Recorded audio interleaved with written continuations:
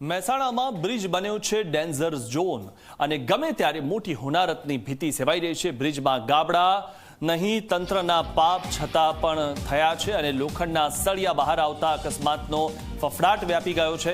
Viramgam railway line ઉપરનો bridge damage થયો છે। 5 ફૂટ મોટા ગાબડામાં લોખંડના સળિયા દેખાવા લાગ્યા છે। બહાર નીકળેલા લોખંડના સળિયા જોખમરૂપ બન્યા છે।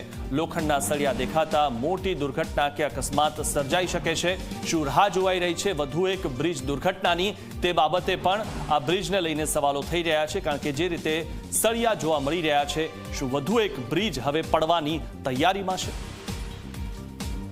મહેસાણા બાયપાસ પર અંદાજિત કહી શકાય કે 7 થી 8 વર્ષ પહેલા બનેલ બ્રિજની હાલત બિસ્માર જોવા મળી છે। આપણે દ્રશ્યો બતાવવા માંગીશ કે મસ્ત મોટા ગાબડા તો પડ્યા છે, પરંતુ સળિયા જે પૂરા બહાર આવી ગયા છે। આપ જોઈ શકો છો જે પ્રકારે બ્રિજનો મુખ્ય પાર્ટ છે, હાલમાં સળિયા બહાર આવતાની સાથે જ અનેક સવાલો ઊભા થવા જાય છે કે કયા પ્રકારની જે છે અહીંયા કામગીરી કરવામાં આવી છે। રોડ ઉપર જે છે તે આ છૂટા સળિયા અહીંયા જોવા મળી રહ્યા છે। જે પ્રકારે આ બ્રિજ ખાસ કરીને વાત કરીએ તો મુખ્યત્વે બ્રિજ ટ્રાફિક નિવારણ માટે બનાવવામાં આજે બાયપાસ બનાવવામાં આવ્યો હતો।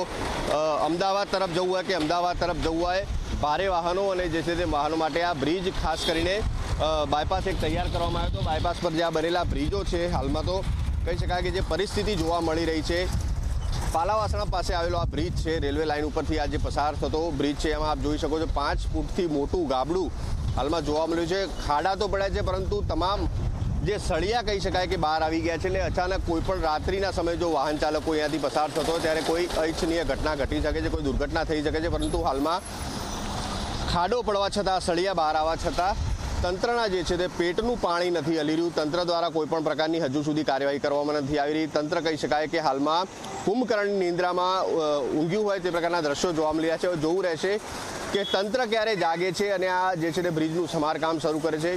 બાજુમાં નવો બ્રિજ તો બની રહ્યો છે, પરંતુ આ એક જ બ્રિજ હાલમાં ચાલુ છે। હજારોની સંખ્યામાં દિવસ દરમિયાન અહીંયાથી વાહનો પસાર થતા હોય છે, ત્યારે આ પ્રકારના જે લાલિયાવાડી કહી શકાય કે તંત્ર દ્વારા તંત્રની એક લાલિયાવાડી કે મસ્ત મોટા ખાડા પડ્યા છતાં, ખિલાસરીઓ બહાર આવવા છતાં પણ તંત્રના પેટનું પાણી નથી હલતું। હવે જોવું રહેશે કે તંત્ર ક્યારે સફાળું જાગે છે અને આ બ્રિજનું જે છે તે સમારકામ કરે છે કે કોઈ દુર્ઘટનાની રાહ જુએ છે। તેજસ દવે, ઝી મીડિયા, મહેસાણા।